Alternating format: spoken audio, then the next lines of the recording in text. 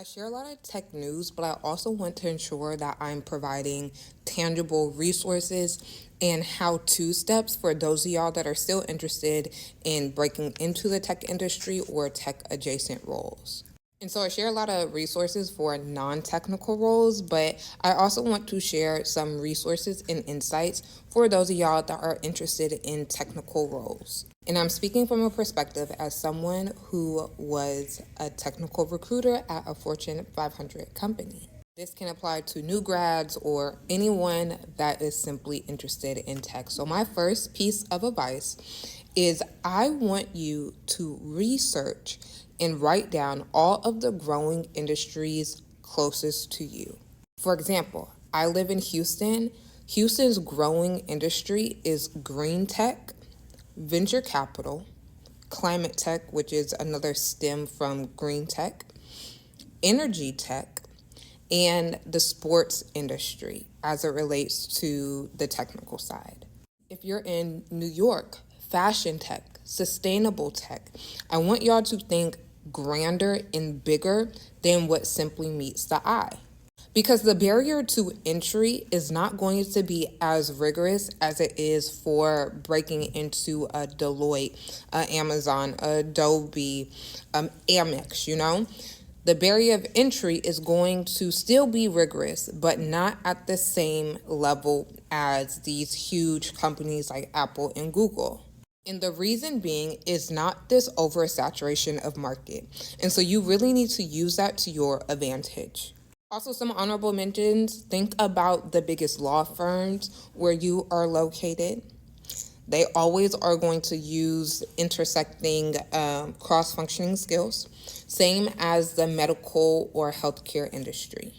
Now that you have identified the industries that are really booming in your city or the industries that are booming nationally or internationally, I also want you to start researching what is the industry standard tech stack as it relates to that sector in that industry.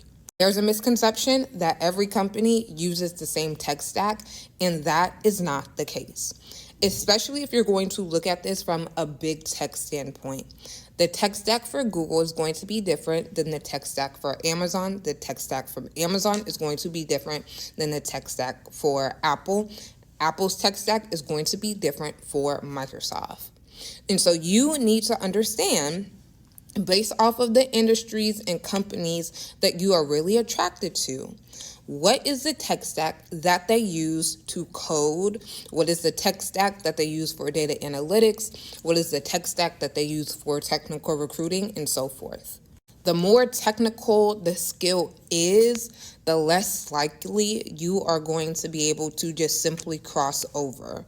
Because a lot of these systems, for example, Google Cloud is very specific to Google and companies that use the Google Suite, versus if a company is using AWS. It's going to be very specific to those that are adjacent to Amazon or those that are Amazon.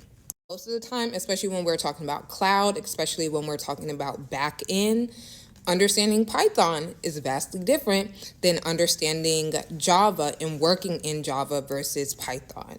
Now you can see the duality of learning and mastering both, but also consider the time that it takes. So this is why I'm telling you, you need to do the heavy lifting research.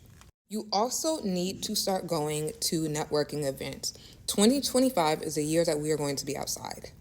We're going to be outside for fun, and we're also going to be outside for professional networking events. And I also think that we have not been taught, and when I say we, I'm speaking generally, how to properly network. A lot of y'all are networking in a way where you are putting yourself as like the subordinate versus pitching yourself as a benefit to the company that you're going to or that you are interested in. I want you to change your mind in how you network, okay? Also, for my baby coders out there, you need to understand the difference between front end, back end, full stack, mobile, and game development. All of those use different tech stacks for different things. Now, You could be a full stack developer, but again, you need to be very literate in the technological stack that you are going to be using.